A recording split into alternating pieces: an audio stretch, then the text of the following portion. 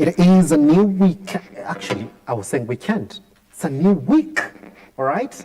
This is Look Up TV. My name is Simba Elijah Charles Kiage. Thank you very much for taking your time to be with us this morning. It is August 25th, 2025.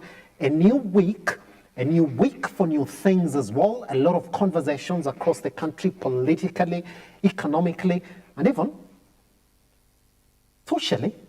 Let me start with why this is a new week. We do expect the schools are going to open this week.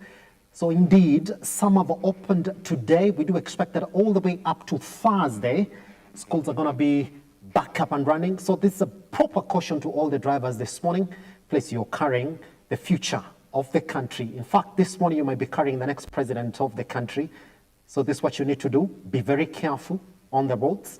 For those who are walking by the roadside, drivers, make sure that you are indeed educating the young kids on exactly how to use the roads, and also carry them properly and drop them to their designated schools this morning. We do say that the future of the country lies in those that you are ferrying to the different places this morning.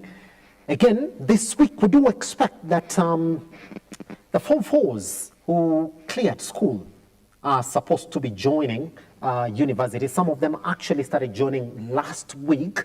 They're continuing to also get those positions in their colleges and universities this week. We also wish them a very, very, very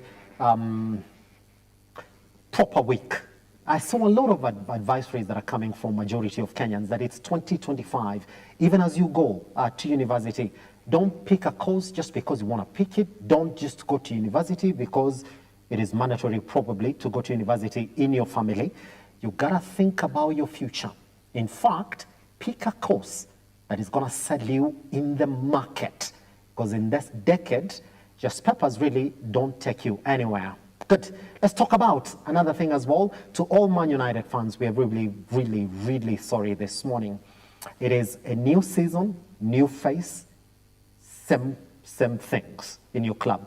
I'm sorry you still have Onana as your keeper, Bayende as your keeper as well, Casemiro as your midfielder, Bruno Fernandes as your midfielder. So I'm wondering, how did you expect things to change when you all have these players who you were complaining about last year? Mbeumo and Cunha are the only new players that you've added in that team. 2 players, and you expect that the team will look brand new. Anyway, you won your trophy last weekend when you played really well against Arsenal and celebrated that loss. So now you said this week was going to be a proper week for you to beat smaller teams in the league. I don't know what to categorize Fulham. Is it a small team or a mid-table team? You will tell us. But I'm really, really sorry. That's how it is. Your position currently is position 16, as it is. I know it's only 2 games into the season, but with the way things are going, if you don't win the next game, and we don't know how you're going to win it. And I'm talking about games in the league. You know? Not a very good week for Man United fans, and I'm really sorry. So for Arsenal fans, we are the leaders, and we're still going to be the leaders this season. 6 points, 2 games. I mean, that's how big boys start the league. We don't care. We play bad, we get the points. We get a small team, we beat them. We get a big team like Man United, we beat them. 6 points. I mean, let's talk big conversations. We can't start the season with crying. Oh, you know, we're playing small teams, big teams. No, we start the season by telling you we're going for it. How we begin it. Good. Liverpool is playing tonight against Newcastle. Us as Arsenal fans, we hope that both teams lose, if there's something of that sort, so that we can continue into next weekend, when we will show them that indeed Arsenal means business, with Eze coming into that team. Well, that's how we start this week. And again, just like we normally do it right here on the morning drip, let's see exactly what it is that you're waking up to this morning in terms of your dailies. Let's jump into the Daily Nation this morning. And this is exactly what they're saying, how to clinch top senior school slot. A story here on page 8 on the Kenya National Examinations Council Chief Executive Officer, David Njerege, explaining the Kenya Junior School Education Assessment will be a summative test accounting for 60% of the final marks for grade 9 learners.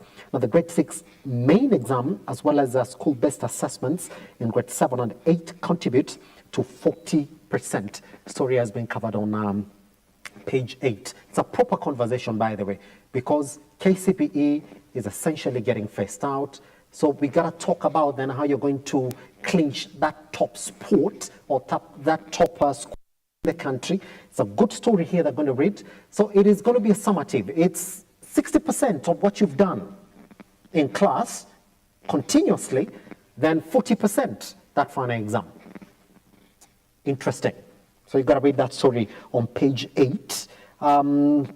Story here on page 15, sorry, actually page 4, Katiba at 15, all right? Got to read about our, should we call it our new constitution or the current constitution that is essentially touching 15 years. Story right there on page 4. Day Kibaki Raila increased devolved units from 14 to 47. You're going to read that story on page 4 as well. Good. Other bigger stories here is Affordable Housing Fund to give 4 million shillings loans for building rural homes. That story has been covered on page 2. Parliament approves new regulations for those with savings in the fund to secure loans to construct rural homes. Story has been covered on page 2. Story here on page 7.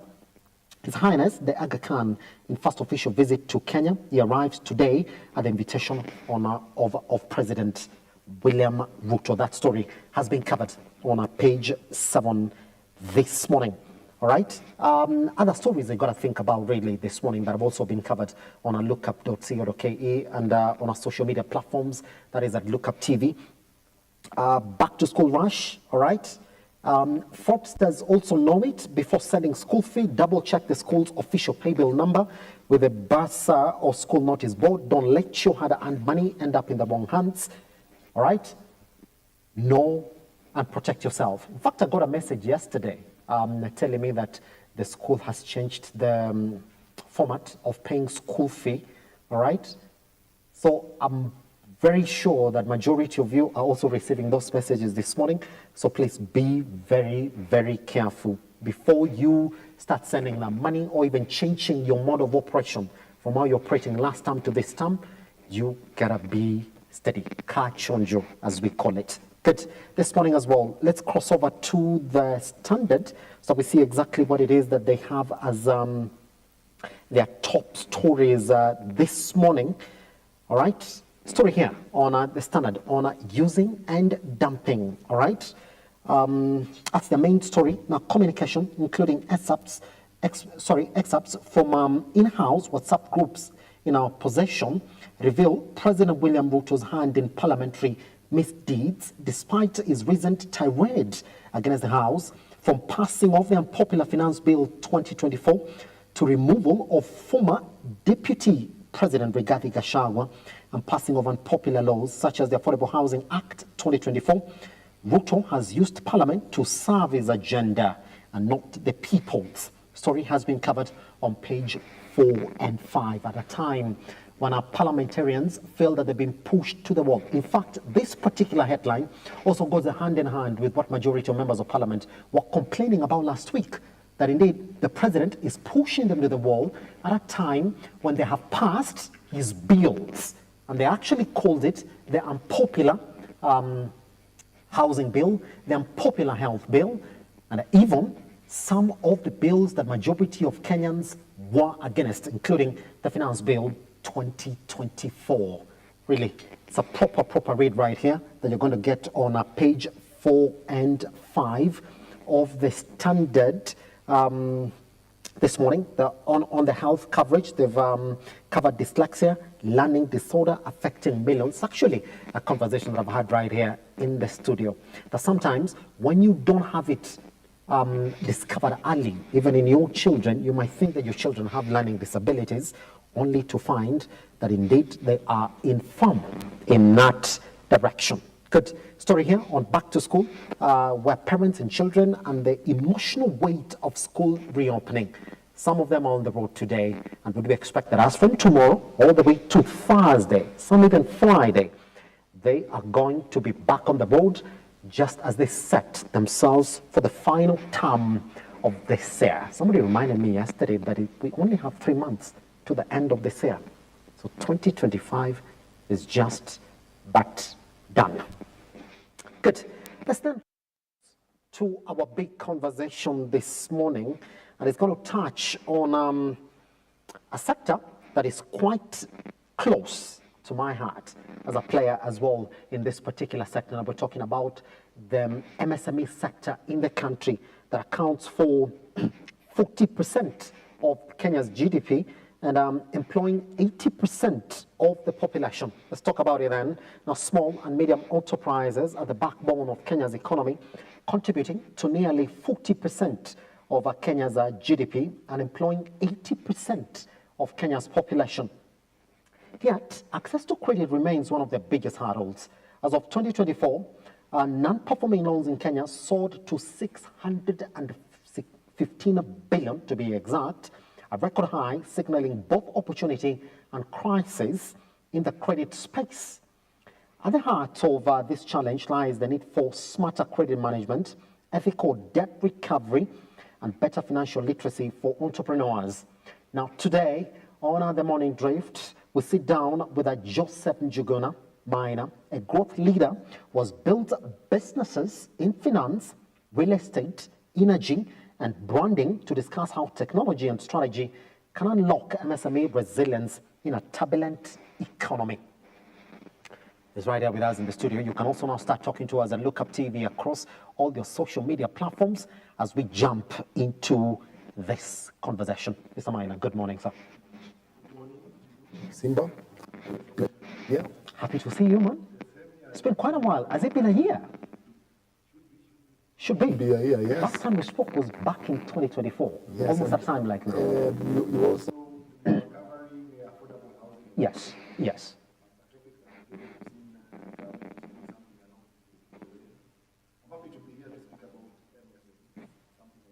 to me, Yes. and also the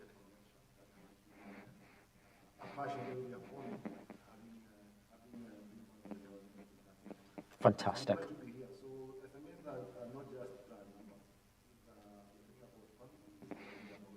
Yes. Yes.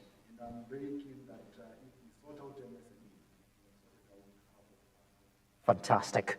All right, so he's right here with us in the studio this morning. Start talking to us at Lookup TV across all your social media platforms. We take a tiny breather. Once we come back, then we get into this conversation. The question is going to be, how do we build trust in Kenya's business ecosystem? Because indeed, for these businesses then to succeed, if you're talking about 80% employment numbers, that means that we have to sort out the credit issues within the small businesses within the Kenyan economy. Once we come back, what will we need to start doing? Conversations all the way from debt collection to formalization of the MSME sector in the country.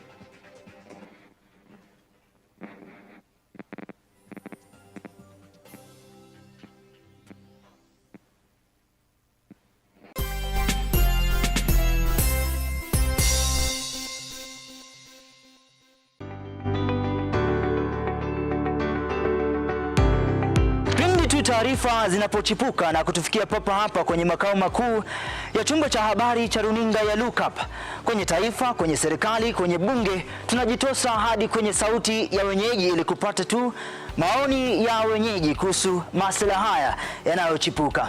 Maana hii kitu inaenda kuumiza Mkenya kwa tax. Hakuna kitu tunafurahia. Nothing. Absolutely nothing. Sisi tunaumia, si ati tunaumia ile ya kiukweli. Juu maisha ni ngumu. Na bila shaka tunapata maoni yao ili sauti yao ipate kusikika. Na watasema hili, waseme lile, watasema hiki, na waseme kile, almuradi sauti yao ipate taa. Mambo ya mafuta tena imekuwa ni changamoto zaidi kwa kila mtu, kwa bodaboda. Uchumi ikikuwa stable, tunaamini mambo itakuwa sawa sawa. Kwanza liko na ria wasa wa boda, mama mboga nini. Hawa sasa ndio wamefinywa zaidi man.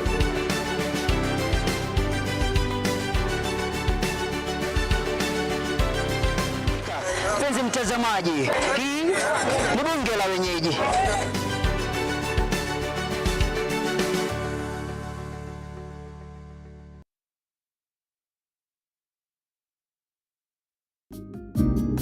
People are there to belittle you. When people are questioning you, if you don't move fast, of course, yes, you lose it. But then it's not us to push you. but you do not know the God who has been molding me. What has he been doing to me? The deep and mature conversations of empowerment for you with a curious mind and an appetite for oriented conversations. I concur with what you're saying. You plan your finances, you can easily live without a debt. An engaging safe space of free expression and truthfulness with an upheld vibrance, motivation and happiness. So many children who are there, they are not living their dreams. Join us for deep conversations with Zipporah Gashushe every Saturday from 8 p.m. The Deeper Conversations on Look Up TV.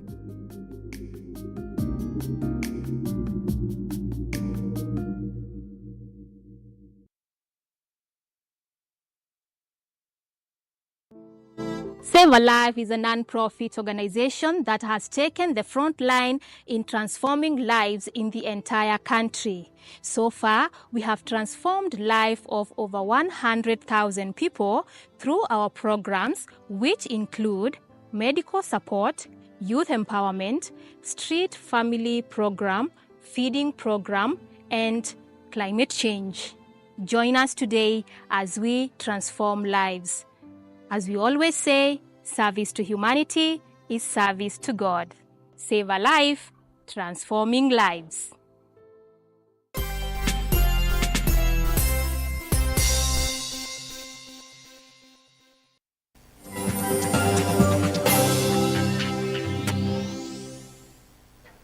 Welcome back. In case you are just joining us, this is the Morning Drift. Most certainly, you are watching Look Up TV. We are starting the big conversation this morning on a credit collections and MSME growth. We are chatting our way around building trust in Kenya's business ecosystem. Mr. Maina, let's jump into it this morning. Some numbers that are quite interesting when you look at this sector, that it contributes about 33.8 to 40% of Kenya's GDP. That is huge. And it also dominates employment, 80% of employment, if you go by these numbers, for 2024. The question has always been that the sector still struggles to scale despite these good numbers around it. I want to ask you a very interesting question around it. Is that the face of this sector? Should we be talking about its scaling, or should we assume that for sector that contributes these beautiful numbers this morning, that is the face of that sector, that we shouldn't be struggling to talk about why can it not scale? Yes. Good question. I would give 3 reasons, and those numbers are very good. Yes. On the face of it is 3 things and why we are unable to scale MSMEs. One is informality, where we are saying 7 out of 10 businesses are still doing the paper and cash models. Yes. So there is nothing, there are no books of accounts, so you can never really account for anything around that. 2 is the cost of credit. With interest rates going north of 16%, it means that with the normal mwananchi and the biasharas that we have, we are saying we are choking the businesses. So it being northwards of 16%, we are saying most people will not even make it out in a year or 2. The other thing is the skills gap, where we are saying we are very brilliant in trade, but we lack structured, what I call structured financial literacy, where we are very good businessmen, but we are not accountable to anybody. So nobody can tell you anything because Simba has his own business. I want to be the richest man in your village without anybody getting to know what exactly I do. So there is those 3 things. So there is informality, there is the matter of skills gap, where we are saying we are very good at business, But we cannot be able to scale up because there needs more skills. If you want to expand, you need more skills. Then thirdly is what I call the cost of credit, which is very high still yet. So you'll find, as much as I'm seeing the affordable loans coming in and such like things, they're still not affordable for 70% of these businesses. Yes. I like the way you break it into these categories, and that's exactly where our conversation essentially begins. Let's talk about formalization. I mean, when you look at these numbers, it's 80% of employment that falls under the MSME sector. It begs the question, if we are carrying 80%, Mr. Maina, what formalization to these smaller businesses, what do they need to tackle this conversation for formalization? Yes. Okay, I would say we already have something to start us out with, and I call it the M-Pesas and the Lipa M-Pesas of today. Yes. Where we are saying both, if you look at those records, they basically form part of a balance sheet. So you already have some starting area, and we are saying these are good records if they are digitized properly, then you can be able to move your business because it can tell where your money is going to. Is it to friends? Is it back to, are you recouping this money back to your business? So it has a whole M-Pesa and Lipa, the M-Pesa till numbers, they have a whole story to tell. Even when you're doing collections, if you just give me an M-Pesa for somebody, I can already tell whether this person will pay or they won't. Yes. So they are very critical, and we are saying we already have a starting area, which are those records, the Airtel monies and such like things. If you're able to get a statement and you have your, let's say, an accountant who comes and goes through those documents, you can be able to tell whether your business will be alive in the next 3 months. Yes. So that's the first step of formalization. For any other person listening to you, then are you telling them on board to this mobile money? It's a way that you can actually start saying that you have a balance sheet that you can report to. Yeah, you already have something to work around. Yes. And I can tell you this for a fact, that with this digitization, you can be able, a business in Kisii will be very attractive because now it has records, and a lender in Nairobi will be keen on that business in Kisii, and it will be so attractive that the lender will be the one chasing after you to give you even more money. Yes. Because they can already tell whether this business will be in existence in the next 3 months and above. Yes. I've had conversations with small business traders around this area, and I'll give you a practical example. This weekend we were in Isli, trying to shop, but then what we realized is majority of them were sort of running away from formalizing their business on these M-Pesa platforms. And this is what they said, we don't want to formalize it like that. Like, we want to have our numbers. Our numbers are our numbers. That I don't want to formalize it, maybe to run away from visibility from government agencies. What do you speak to that? Are they shooting themselves in the leg? I would say for an economy as such as the one we are in, we are saying formalization is bankability. Yes. Formalization is bankability, and data is the new collateral, because now with the advent of fintech innovations, we are saying you do not need to go into a bank to get money. That's it. So already they can tell a story around you, and from that story they can be able to even lend you without ever seeing you at any given point. Yes. But the other thing is it is a Kenyanese challenge where we want to hide. And I would say the modern day revenue authority is a bit scary. So when you think that anytime I'm attracting any government monitoring, I'm already in trouble. So everybody wants to run away from that because I do not want anybody to know how much money I make. And that again comes to the advent of, I would call them wash, where we never know how much money somebody is making or where they are getting their money from. So everybody says I'm rich, but you can never tell a story about it. But with data, you can be able to pick up a Simba from anywhere in Marsabit, and you can be able to tell a story about him and whether he is bankable. Yes. So I would say formalization is bankability, and you have to ensure with data, which is our new collateral, you have to ensure that your data is correct, and you can be able to pick a story from that data, even as a business owner. That's it. Yes. Fantastic. Let's go to your next area, which is now credit access. That's why somebody would be listening to you and saying, if I formalize and then I have this data, then any other person who comes to my business or watches me grow in my business will be able to look at this data and give me credit. But let's talk about it in this sense. If you look at the non-performing loans as of 2024 close, we were at 13.2% in 2024. And if you look at majority of where these loans were coming from, they're coming from the business sector in the country. Somebody told me yesterday, could you go on Fridays and look at the auctioneer lists on our dailies in the country? Somebody said that some of them take even 3 pages.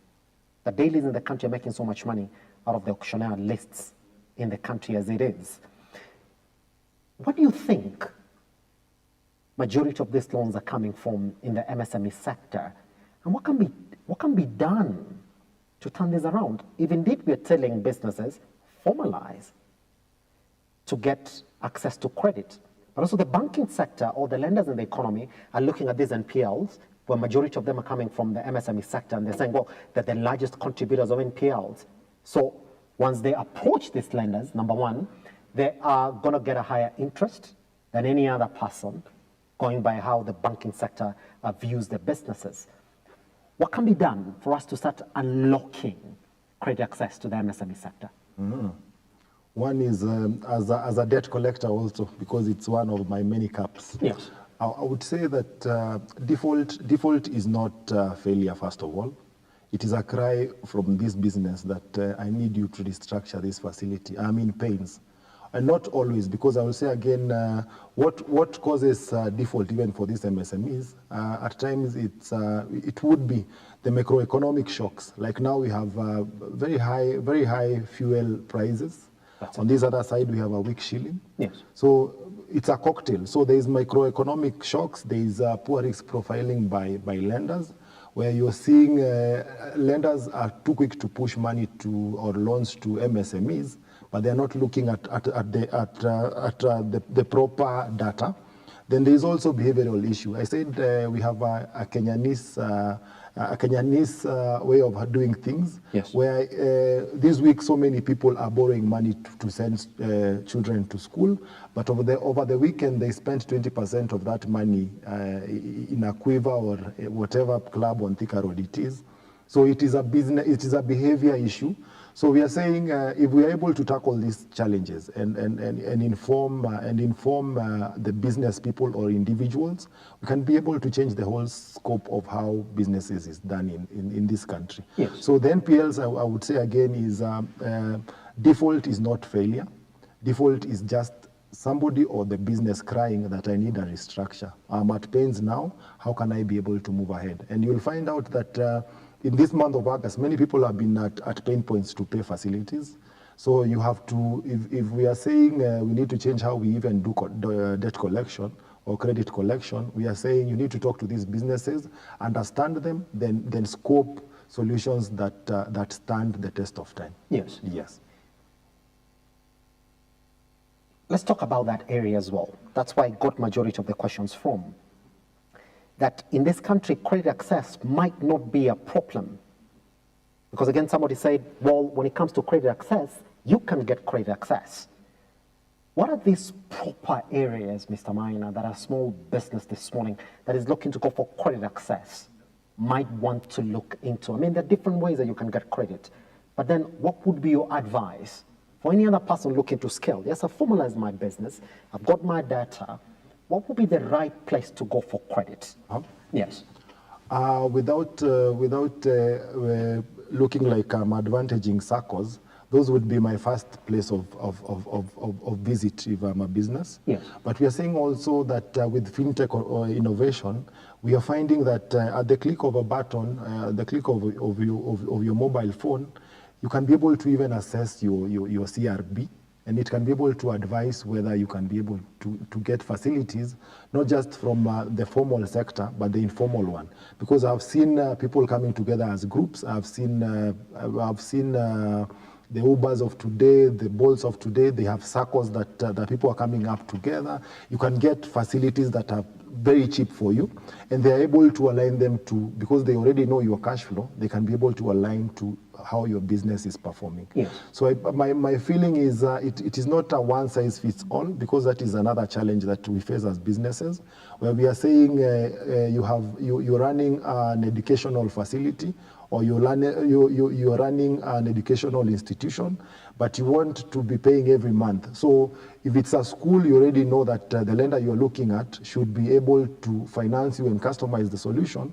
You are able to pay termly. So you will never go into default. If you're doing agriculture, we have seasons. Like now, I was telling somebody July has moved into August. And it being very cold, if somebody had planted and was waiting for sun, already you're in trouble, because you will not harvest as much as you would have wanted. Yes. So if you find a lender that is doing agricultural products, let's say the AFCs of this world, you'll be able to move ahead. So you're not just taking a facility just for the sake of it, because you said it's a behavioral issue, where if I am able to get money on my mobile phone, I just take it as is. So you have to have the end goal in mind. Then you come pole to this other side and say, now these are the best places for me to get financing. That's it. Yes.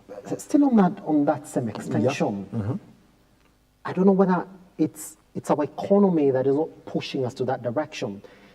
Somebody's saying, well, if formalization is the way to go to get credit, and even the government agencies, KRA included, will know that they need this data on the ground and just to know exactly where the economy is.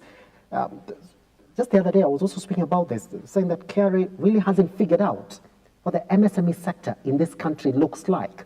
They know that majority of the numbers are coming from there, but where these numbers are coming from, what this type of businesses are, they haven't really figured out, because also businesses are finding ways to go around it. Do you believe that this formalization conversation can be a conversation that the government can take up fully and say that if 80% of our employment from the MSME sector, then we have to know where these businesses are so that we push them to formalize, even for us to run with that data? Do you believe that then, that the failure of the government to unlock the formalization push in the country is also what has led to the failure of majority of these businesses to get for more credit in the country, which the government also keeps on saying that it's available. It's easy for you to get credit in the country if you just formalize and go for what the government is providing. Yes. My thoughts on that exactly is if we have to be deliberate, even as a government, yes, that we do not look threatening to businesses.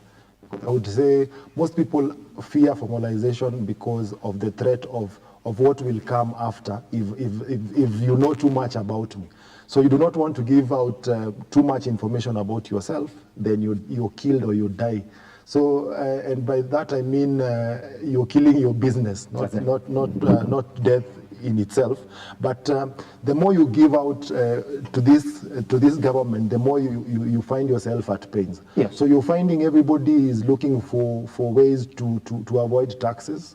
Even if you tell them that this is the right way to minimize your taxation, they are not willing to do that. So even for us who have been in banking for a long time, once you get into business, you already know where the loopholes are, and you run away from formalization as much as is possible. That's it. Yes. Pretty much. Yes. Let's talk about the NPLs. It's an area that you are also under now as a debt collector as well.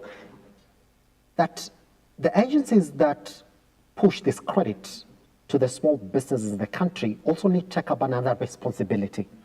Because they're also suffering from this NPL, 650 billion to be realistic, that's a lot of money that is in the NPL side, that they need to take up another responsibility where they are also now coming up with agencies that can actually assess the risk that these businesses potentially carry with them, go into risk warning, and also do proper pricing once they access these particular sectors.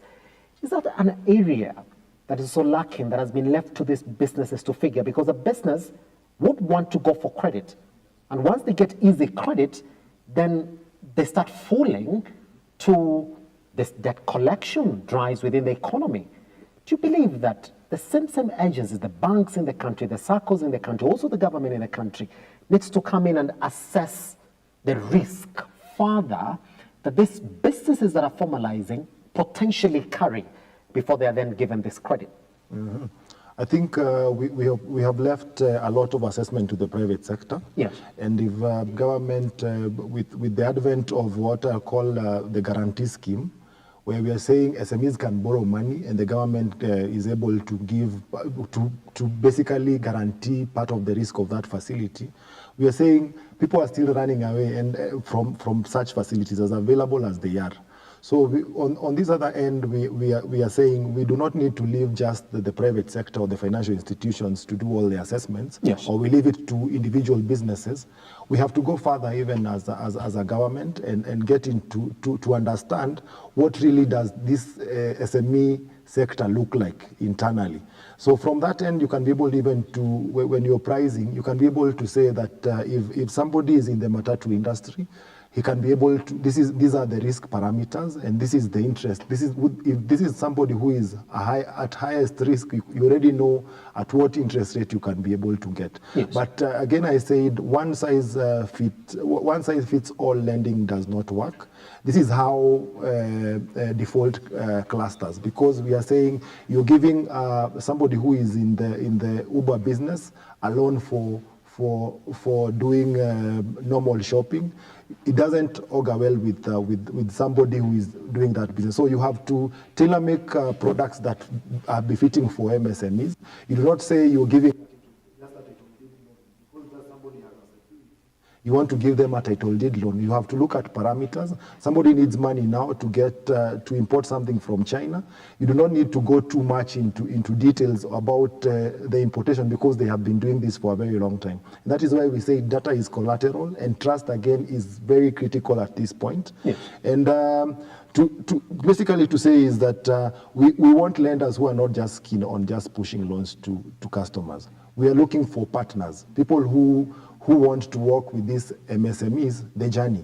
Yes. And I wish if the government were listening to us, we want people who will walk the journey with businesses. And as you walk, you're able to learn that business A operates in such and such ways. These are the risks. Then you can be able to implicate this on other businesses in the same sector. That's it. Yes. Let me open you up to this data that is quite well known. As you operate in the real estate sector, you do know that the returns are quite known, especially rental income in the country. If you ask any other banker or any other creditor, they will tell you, well, I do expect around 5% returns. That would be like the lowest, and it has been like that for quite some time now. You see how some of these sectors are quite well backed by data. It's quite known, so that for any lender who's going into this business, they will know that my risk potential is this much. Why hasn't it happened to the rest of the industries in the country, which is what is leading to this gap that we're talking about here, that the MSME sector has a lending gap of $19.3 billion in this country.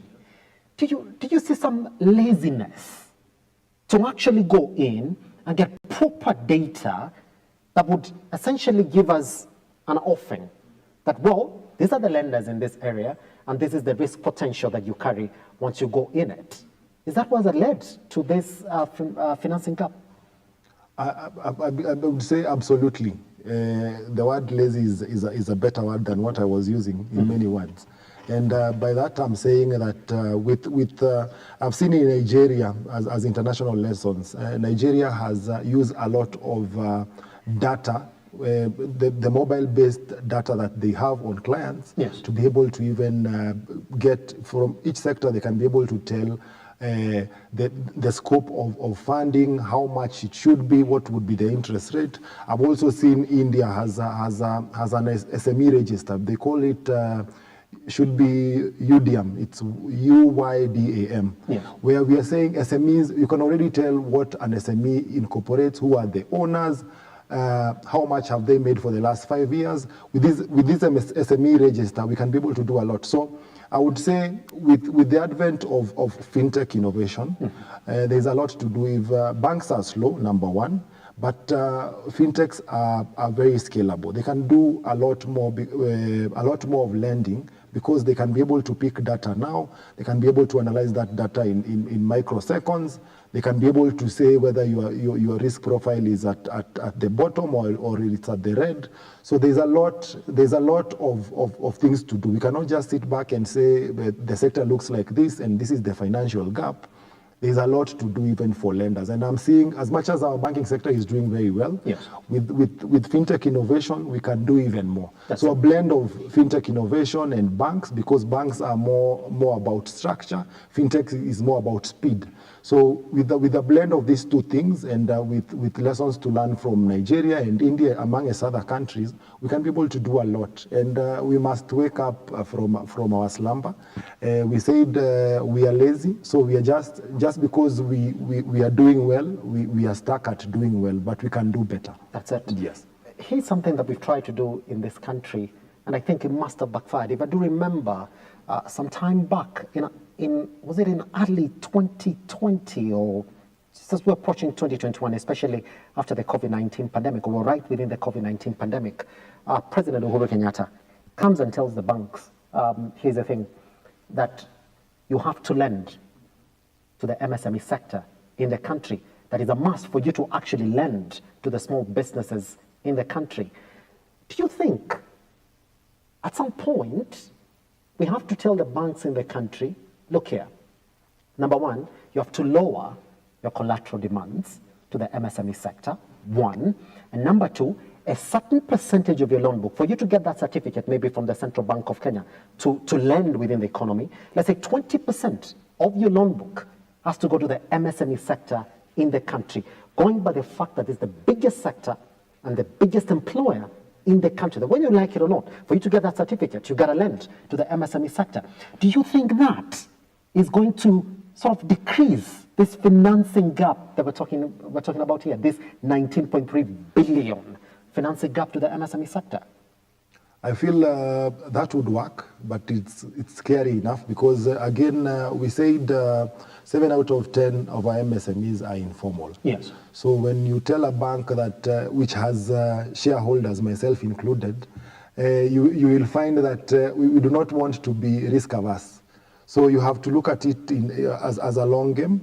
As much as the government will say we need to lend. I remember during COVID, most people were removed from CRB. Yes. But we took it as an opportunity again to get more facilities and default even better. So I find it could be a step in the right direction.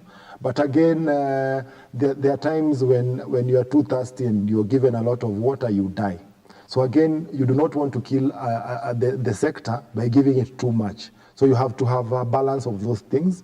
One is to have as many people, as many SMEs as is possible, yes, formalizing, have as many SMEs as is possible, upgrade their skills. Then from that point, with that structured financial literacy, then the bank will be easy to lend.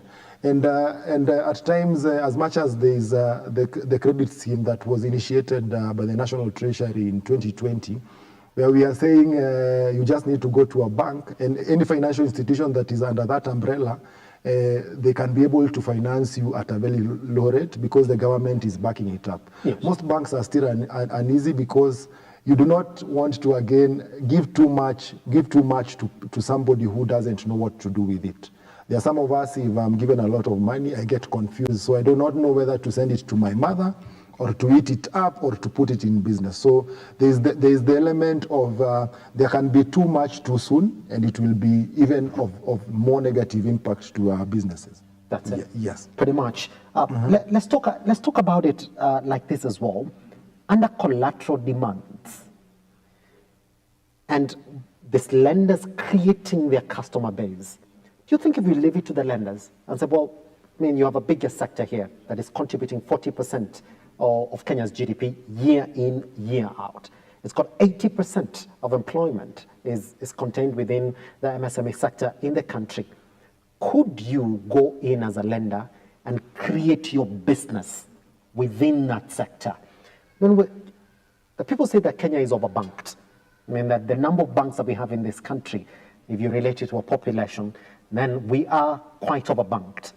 That could be an opportunity in the sense of that if you let these banks then create businesses within this sector, where they say we want to lend within this sector, but then we want to come up with our pool of customers that we're lending to. Do you think that that is happening? Because now these banks are also struggling for customers within the country, or it's not happened enough because probably there is no proper data that these banks can ride on to lend in the MSME sector. I have a feeling that data is still not available because, as you've said, we could be overbanked. And as a former banker, you realize that even you walk into a bank and you would think that the number of accounts that are there, 100% are working. Then you find that 80% of the accounts are dormant. So yes. People open accounts just because I need probably a pension to go through here. Yes. I need to get a facility, and you yes. find most banks as they lend, they have to insist that you either bank with them. Then you find that as you do your own analysis, as I did analysis on loan forms, you find most people don't know that banks do not look at savings; they're looking at cash flows. So you have to have a starting point. And I've seen banks like Equity have come up with very good and proper programs where we are saying if this place needs water tanks, you already know what it will entail. That this is a season of agriculture. We can be able to even customize that product to them. And I've also seen other banks, without mentioning names, who have internal risk profiling. So they just don't depend on the CRB or the CRBs of today. They have their own internal mechanisms of profiling clients where they can tell from history how you pay, and they can be able to now put you on a program where you are able to pay your facility on time, and default now is no longer an issue. That's it. Yes. Pretty much. Just what I want us to take a tiny breather. Once we come back, it's not like it's actually working internationally when you look at the financing gap, because the financing gap to the MSME sector internationally is 5.7 trillion US dollars. That's huge, all right? So the question once we come back is, what can Kenya then learn from international economies that have already figured this out? Where can we start it? And if so, how are they doing it? Is it something that we can copy and also bring back into the Kenyan economy? All right, still in conversation with a Joseph Njuguna Maina, who's a multi-industry growth leader. This morning, we are talking about what we can do then, all right, to build trust in Kenya's business ecosystem at a time when NPLs in 2024 closed at 13.2% and non-performing loans 615 billion Kenyan shillings. That's almost $1 trillion. All right. When you look at where we are in our economy, we're talking about us being like a 3.12 trillion economy.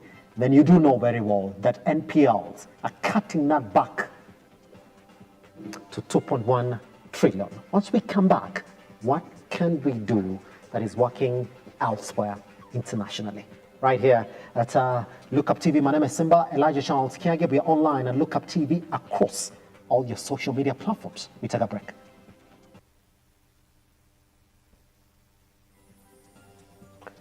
That product.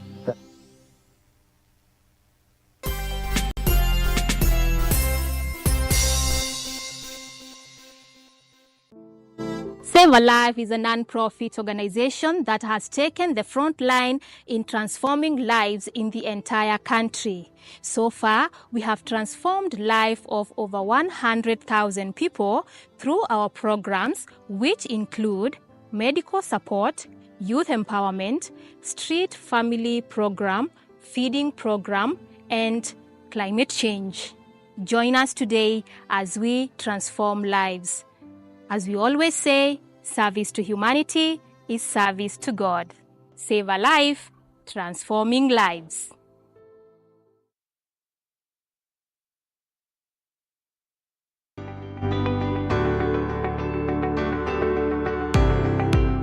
taarifa zinapochipuka na kutufikia papa hapa kwenye makao makuu ya chumba cha habari cha runinga ya Lookup, kwenye taifa, kwenye serikali, kwenye bunge, tunajitosa hadi kwenye sauti ya wenyeji ili kupata tu maoni ya wenyeji kuhusu masuala haya yanayochipuka. Maana hii kitu inaenda kuumiza Mkenya kwa tax. Hakuna kitu tunafurahia. Nothing. Absolutely nothing. Sisi tunaumia, si ati tunaumia ile ya kiukweli. Juu maisha ni ngumu. Na bila shaka tunapata maoni yao ili sauti yao ipate kusikika. Na watasema hili, waseme lile, watasema hiki na waseme kile, almuradi sauti yao ipate taa. Mambo ya mafuta tena imekuwa ni changamoto zaidi kwa kila mtu wa bodaboda. Uchumi ikikuwa stable, tunaamini mambo itakuwa sawa sawa. Kwanza liko na ria wasa wa boda, mama mboga nini. Hawa sasa ndio wamefinywa zaidi mazuri.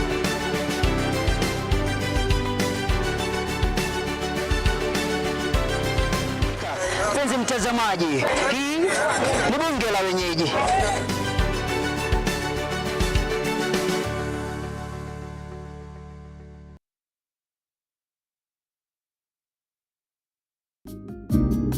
People are there to belittle you. When people are questioning you, If you don't move fast, of course, yes, you lose it, but then it's not us to push you. but you do not know the God who has been molding me, what has he been doing to me? The deep and mature conversations of empowerment for you with a curious mind and an appetite for oriented conversations. I concur with what you're saying. You plan your finances, you can easily live without a debt. An engaging safe space of free expression and truthfulness with an upheld vibrance, motivation and happiness. So many children who are there, they are not living their dreams. Join us for deep conversations with Zipporah Gashushe every Saturday from 8 p.m. The Deeper Conversations on Lookup TV.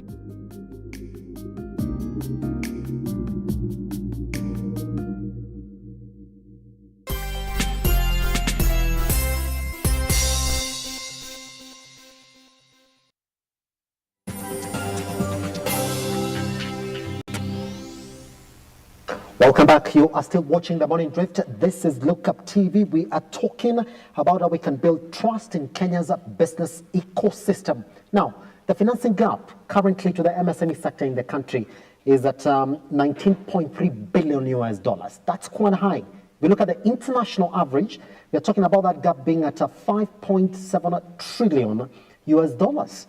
Now, if you look at this, I know you have examples of where it's working, where this financing gap is not really an issue. What do you think the Kenyan economy can copy from what is working internationally? Yes. Before the break, I mentioned about what I've seen Nigeria do. Yes. Where they're very keen on, as they finance businesses, the collateral aside, they are looking at what is available as data. Through your mobile phone transactions. Yes. I've also talked about India, who have an SME register, which goes under the name UDYAM. So you already are saying these are two good case studies, yes, where if we can be able to blend as a country, blend both, because we have already available data from Safaricom and from Airtel. We already again have an opportunity to form and come up with an SME register where we already can tell if it's the Kenya National Chamber of Commerce. You can tell how many businesses are under it, what are their turnovers, then you can be able to make decisions. But key to point is with innovation and a lot of the structured way of financing, which is bank. We are saying if you can be able to blend the two, yes, that is where the magic will happen. That's it. Yes. Good. Now, let's talk about GDP. CBK says that we do expect this to grow by 4.9% in 2025. You know, the best way to think about it, Mr. Maina, is that, well, if you're talking about GDP growing by 4.9% in 2025, then your biggest contributor to that GDP, which is the MSME sector, that gives you around 40% of your GDP, also has to grow.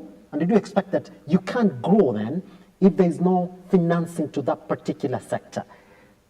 Where does the disconnect come in? Where you're saying well, we're going to grow by 4.9%. But then when we interrogate lending to your biggest GDP contributor, we're talking about a financing gap of 19.3 USD. And that is in billions. Why is that disconnect? And do you think that we as an economy, we can get to that level of what we're saying? Because our biggest contributor to our GDP is the MSME sector. When we say that we're going to grow by 4.9%, then we are also saying that lending to the MSME sector also grew to a certain percentage in this general growth.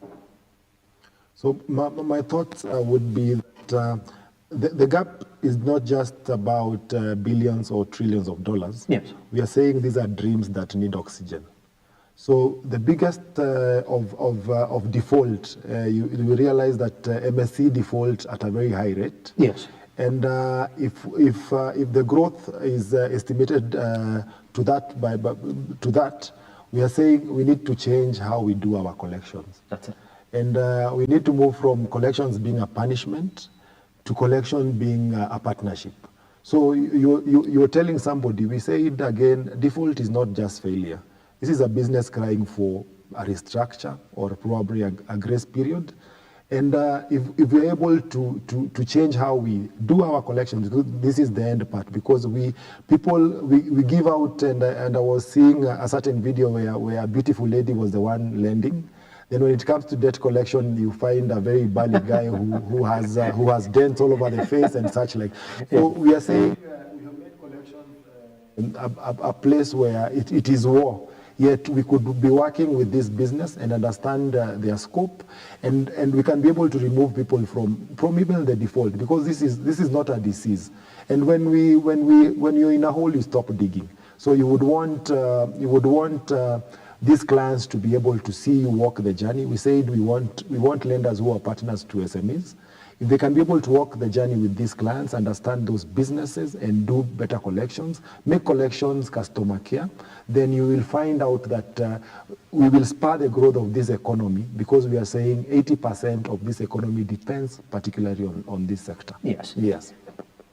At what time do you think, that means that there's going to be a complete shift, and probably has to start from legislation, where you're saying that collections in the MSME sector are pegged on growth, as opposed to the defined collections that already exist in Internet.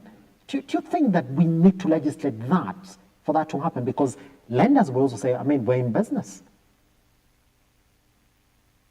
I feel you can always customize, because the other thing is doing things the same old way, which is insanity. Yes. You cannot get the same results, then you are still repeating the same thing. That's it. As a pioneer in debt collection, again, I have seen, we used to use collections as a way of punishing those clients that probably spoke to you very badly at the banking hall. Yes. But essentially, their pain point is probably they had a death in their family. You didn't get to find out that.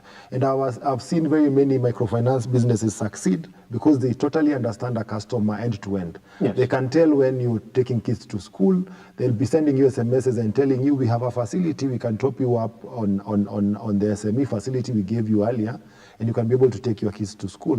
So really they have given you a step gap. You're able to now have low pressure as schools open.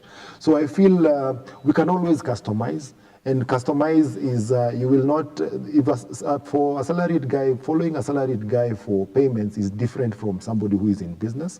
Today might be a very bad Monday for somebody who is in business, because they're taking kids to school tomorrow. That's it. So if the payment was falling due this week, you need to understand if they call you and they are telling you this is the position, then you as a lender should be able to understand that we are particularly on this particular space where this. That's it. Just as a collector or lender. Yes. Yes. Fantastic. Let's talk about the only existing Kenya's credit guarantee scheme.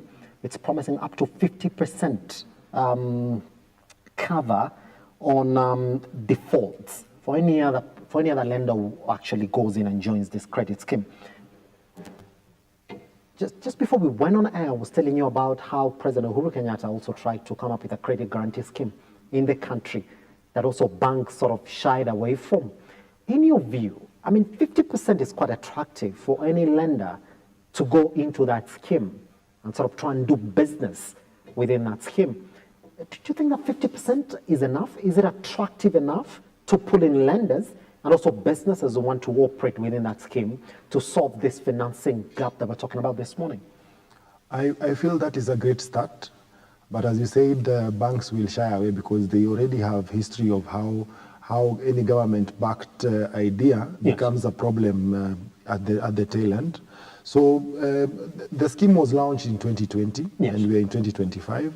I've seen many the participating financial institutions for this particular scheme were very many, and clients ran to the banks to get that particular product, but the default was in excess of 90%. Yes. So you find, as a lender, I'm also in business. You do not want to be at pain points to explain to shareholders, because the government also is a shareholder of particular banks, but you do not want to start explaining why am I failing in this particular product per se. Then again, there's something I call transparency. And when we talk about transparency, I'm saying that I have seen in Korea and Chile guarantees working wonders.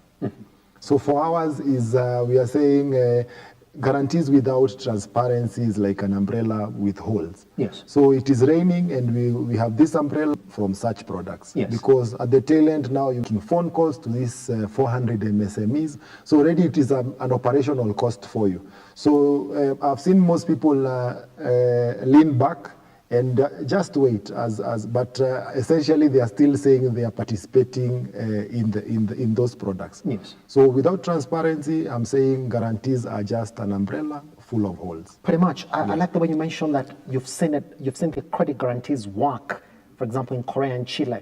What are they doing different, Mr. Maina, that we're not doing currently in the country? The keyword is just transparency. Yes. Because we are saying if it's a business, if you are lending, as a customer, I am transparent. I can be able to tell you end to end of what my business does. These are the cash flows end to end. On this other side, the lender again is quick to support. They're not just eager to give you money or push money down your throat. They already can be able to customer profile and do it very well. Yes. So even the government again is very clear. It has provisions for those monies as and when needed. So if a client or a business defaults, the bank or the lender is paid. Yes. For us, somebody will default and the risk again falls back to the bank. Yes. So as much as it's a government-backed idea, of course, there are challenges coming out of transparency. Yes. There's a CBK report that was also released in 2024 that also showed that we have a loan growth and risk clustering in trade in the country, agriculture, and real estate. And I have a problem with this report.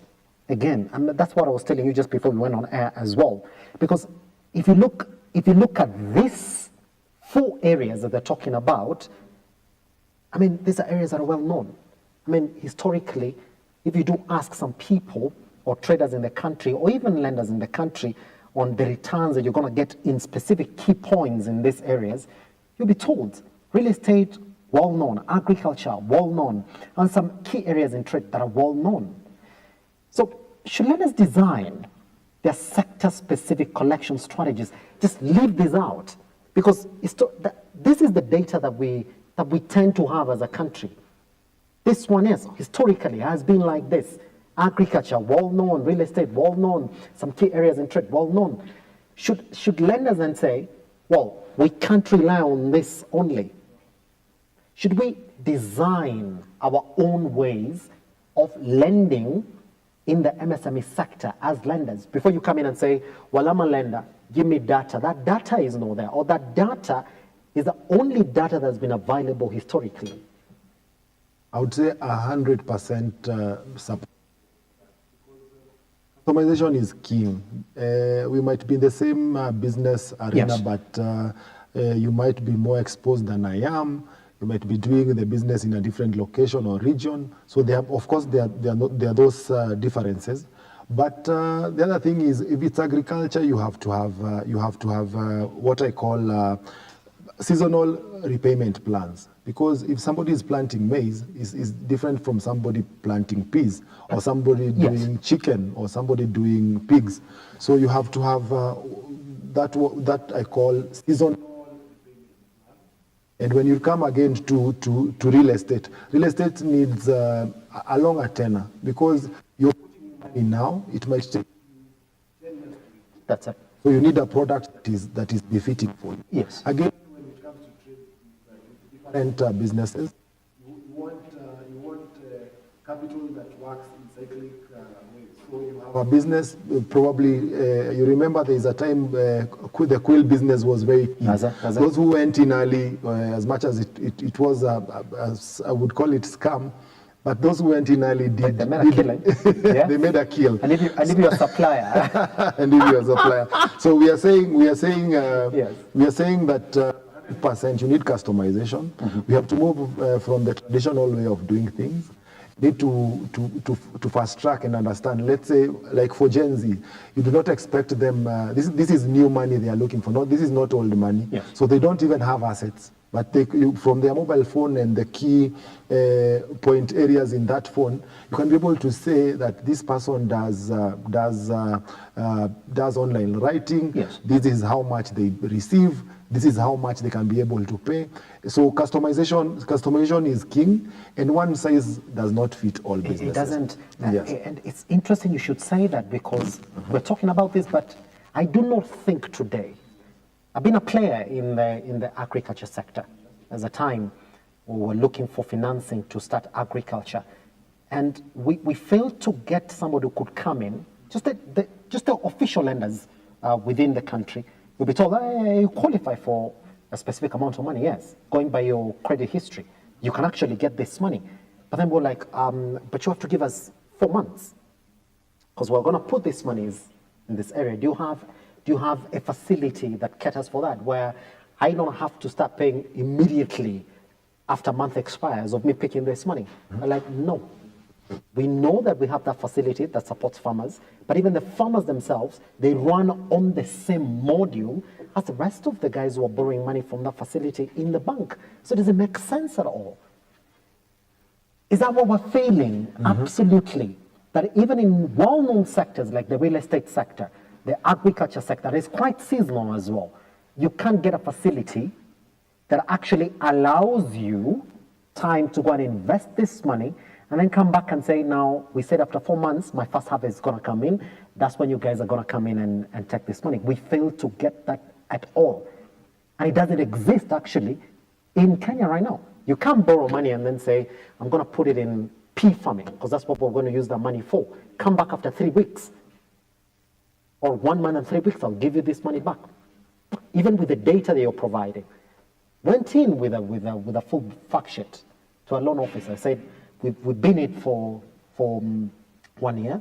This is exactly the data that we have. We've grown it like this, and then this when the money comes in. So would you allow us that time for us to put this money back? We didn't get it. Is that what we're starting to fail as a country? I feel it's only that most of us don't like asking questions. And I know if it was a startup or a business that has done less than a year, yes. There's what the bank calls, there should be proof of evidence that we have done this before and it has been working. So there is what they have as data. Yes. But when they give you a product that is similar to everybody else and you're in agriculture, you're in a problem. I've seen the likes of companies like Juhudi Kilimo, very keen on small and irrigation farmers. Yes. So I wouldn't say per se there is lack of a product. It's now how to, I call it also investor preparedness. That if Simba had asked Joseph, we want to get into this business, because most of us want to get into this business now, but if you had given yourself time and did, I know you have facts that you had done over a year, and it would be probably your good luck year. But at times, banks or lenders don't work with good luck. So there is what you say preparedness. That is where again the bank is at your cash flow for at least 6 months, because it can already tell a story that this guy has been just putting money here and withdrawing it, putting it in compact, so he will be playing with luck that if equity does not give me money, I'll find it at cooperative. That's it. So there is the element of being prepared, and by being prepared is products are available, but you have to have been prepared for specific products from specific institutions. I'm also learning that there are products you can be able to get even when you're on CRB. So you're seeing there's an advent of so many lending institutions that are risk averse. They would give you money even if you do not have any, or you are blacklisted on CRB. So there is product knowledge, and by product knowledge you will find banks will have the same product, but the internal processes are different. That is again where we say you need a banker or you need a lender who you have history with, that they can be able to give you money because they already have history with you. Yes, CRB aside. Pretty much. Yes. Even as we continue this conversation, yes, it's also even for lenders who are coming up with very innovative products within the Kenyan market that are designed specifically for different sectors and industries within the MSME sector, you will still turn around and find that they're asking for traditional collateral. We'll give you that money. We can even give you 20 million today for you to start farming. Those are some of the answers that we got.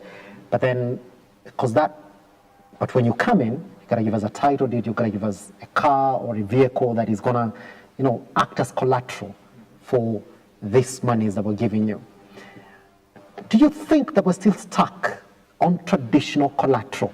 Can we change our collateral within this sector and say that even this business in its entirety, this idea that you have here, could be a collateral, or we'll come in and say maybe, well, we're going to give you this money, but then give us 10% of this business, give us 20% of this business, or there's this product that you have here, could we be co-investors in that product as we finance your growth in the MSME sector? I haven't seen those kind of products within the country, that even when these lenders are financing you, regardless of who you are, where you are, whatever industry or sector you are in, you are still required to have that traditional collateral.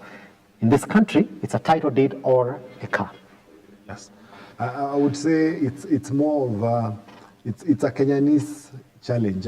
Yes. And why banks or lenders require traditional collateral is because of the things they have seen. And data is available. And having again done this for the last 15 years, debt collection, yes, is that I found out that most people borrow to default.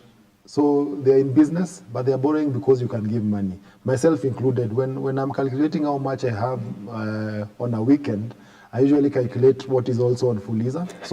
So I'm talking about I have a whole package for the whole weekend. That's it. So it means already, even as a bank, already I'm in trouble because I'm also calculating a debt which is very expensive on this other side, but I am calculating it as my own money. If I had put it in the business, it would be something different. But most Kenyans, again, around 80%. I had this conversation with another interview where we were saying 80% borrow for consumption. So even in that business, I will borrow. The first person I give money, or the first person I tithe, yes, which is not God most of the time, it's my stomach. So I go into that nyamachoma joint, I first appreciate my body, then I start to find out what I want to do with the money. Yes. So again, back to your question, traditional collateral is still key. There is nobody who wants to bank on an idea, but you again are not looking for just capital as money. You need to, most of us want, as I said, you want to be the guy in your rural area who is doing very well in Nairobi, who wears the best suits. But you need to go back to the drawing board. You do not want to be a shareholder of a business which is just worth 100 bob. You need to be a 1% shareholder of a 10 billion business. So you need to find out who are these people that I need on board. Yes. Most of the time, banks will not come in as core shareholders. But out here, I've seen people who are willing to work with you on that pig business, because they will come with the piglets, you will come with the market. So there is a lot you can be able to do, not just as an MSME through lending, but you find solutions that are befitting for you for now. So that as you scale now, you can be able to go to a lender and ask them for the 10 million shillings. That is the only way we can be able to close this gap. Yes. Yes. It's interesting we should be talking about this then. I mean, after asking about these collateral issues and borrowers just, borrowing to default because they know they can, maybe this question then will be wrong, Maina, to ask this morning. I mean, how then do you build trust between the lenders, especially those guys in business or lending to them small businesses in the country, with the borrowers, the owners of these small businesses in the country? Is that something that you can do where we could say now, as a culture in this country, that the lenders do actually trust the borrowers in this country? Is that a wrong question to ask this morning? I do not think that is a wrong question. I think we need a culture change, because when I find out that there is somewhere where I can get money, I do not just go in alone. I usually will call my friend Simba and tell him, these guys are giving money and they're not looking at CRB. I've seen this also happening to us when Safaricom, at what time you can be able to get free data, and everybody rushes. So you tell your neighbor so that we will be as many thieves as is possible. So again, it's a culture issue. Yes. It's a culture issue where we need to be able to understand that we can only grow into wealth if we are using people's money. Yes. And we will only get that other people's money if we are able to give them confidence that we will pay back. I've seen this, and I'll quote the Muslim community, where you borrow money, and if you say you're paying it on Friday, they usually pay it up on Friday. That's it. Compared to, I would say, other religions where I'm borrowing, and because I'm a Christian, I will tell you that mambo ilienda vibaya niombe, so that I can be able to pay next week. So you find that it's a culture issue, which if worked on, we can be able, if we have a culture shift and it changes, we are able to move in leaps and bounds. Yes. Yes. And do you think probably legislation might help in this area, where we're saying that if you look at areas like Dubai, I mean, defaulting alone could be one of the biggest mistakes you would do as a business owner. I mean, they come for you, and they come for you big. So even before you take that loan, then you're making sure that all the steps have been taken beforehand that are going to enable you pay back this money, or stay away from, the quote-unquote black and white terms, a defaulter. Do you think we also need to legislate this area and say that, well, we want you to lend to the small businesses in the country, but what we're going to do is legislate in a way that both of you are protected, where none of you is going to feel like paying for supporting the other person, but then the other person will not essentially support you back to get this money. Do you think legislation might come in, set up precedents like the Dubai precedents, where getting money is quite easy, but just know that once you get this money, you need to pay it? Yes. I feel if there's a nation that has very many laws and legislations around lending, credit, default, and all that, yes, it's this country. And there is the Auctioneers Act, there is the Consumer Protection Act that protects. There is the Competition Act. So there's a lot that goes around those legislations. Yes. But Kenyans are a unique country. And we always find loopholes or gaps around any legislation.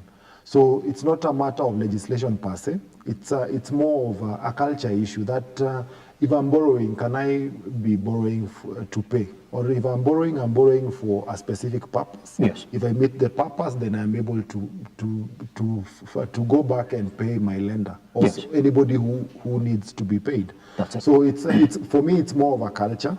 Because I remember when we were doing debt collection in many areas, somebody will say that Joseph is around, and everybody will go into the bank and pay for at that particular time. So it's there is also peer pressure where I'm borrowing for because somebody else borrowed, but not for business. So again, we have to be keen on even the customer profiling.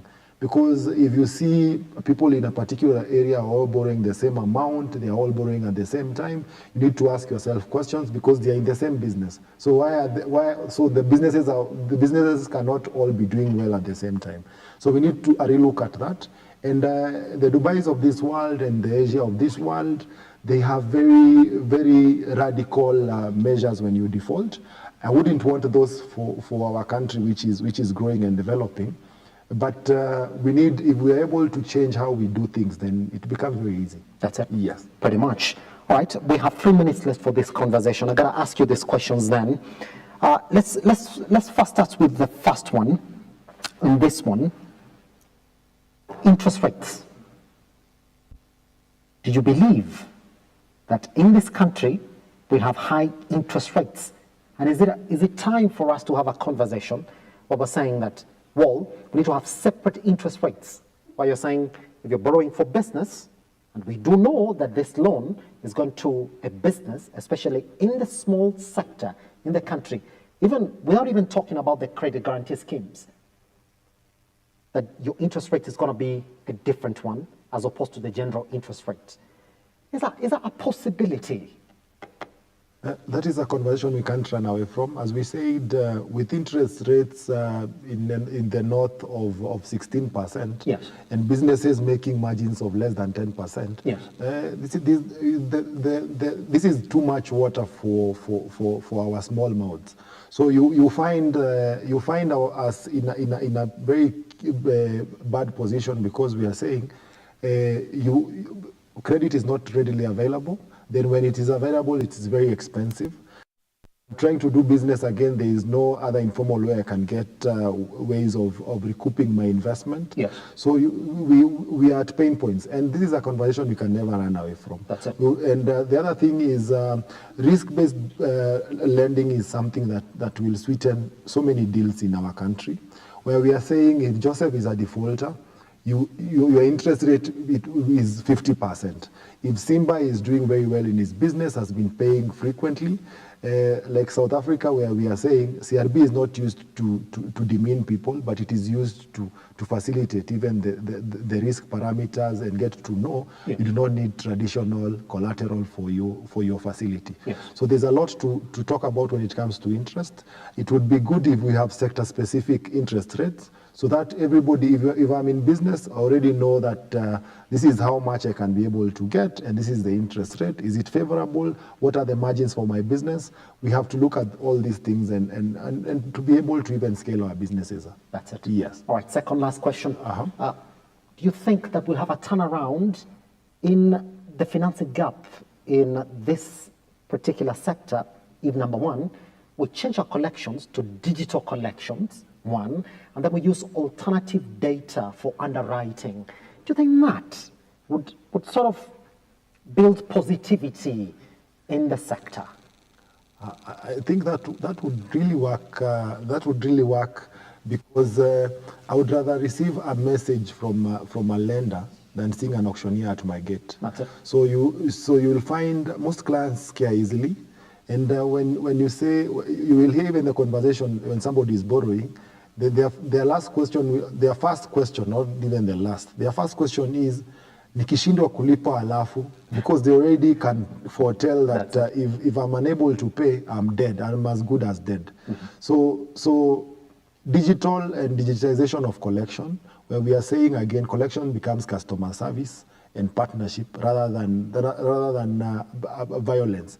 So if we can be able to do that, most people will go into banks knowing very well that even if I default, I know there are various financial institutions that even if you mention their names, somebody will freak out. So if we can be able to make debt collection a customer service, where people can be able to directly call and say, I am having this challenge, this week is school opening week, can I be allowed to pay on 10th? With those conversations, then people will also be very keen on coming into the bank and discussing what they are going through, even as businesses. Yes. Yes. Fantastic. Let's clear it like this then. If you had to pick one credit guarantee, standardized SME financial reporting, or shared SME data utilities, what reform would have the fastest impact? I think a shared SME data utility would be the best. Yes. Because imagine you having a credit bureau specific for SMEs, where you do not need to. An SME could be an individual or a sole proprietor, yes. But now we have a database specific for this particular group of people. You can be able to analyze so much data from that database. You can be able to tailor make products that are specific to individuals. not just sector. So there is a lot you can get from a shared SME database. And as I said, when you look at the likes of India, who have an SME register, where you're saying every company that is in a sector, you can be able to tell how far back are they going, how many years have they been in the business. You can be able to derive so much from that. Yes. Yes. Fantastic. Mr. Maina Joseph, yes. Thank you very much for joining us this morning. Always a pleasure. Quite a proper insight that you've given us this morning. Thank you so much. In fact, that's the best conversation around MSMEs, and I don't think you'll get it anywhere other than right here at Lookup TV across all your social media platforms. Take him back to the time that he joined us this morning at Lookup TV across all your social media platforms. I do know that some of the questions that I got this weekend, I've been able to put them across to him this morning, and guess what? He's a man that I like to talk over and over again when I get an opportunity, again, to talk about real estate, because I know those are proper conversations around real estate. I've been getting so many questions around investing in land. I'll call him back again so we can table a proper conversation on buying land in Kenya right now. Where should you be buying? How should you be buying? How should you be investing? Those are conversations that we're going to have with him again right here at the Morning Drift. My name is Elijah Charles Kiaga. Thank you very much for being a part and parcel of the show. I'll see you tomorrow again for proper conversations. Goodbye and good morning.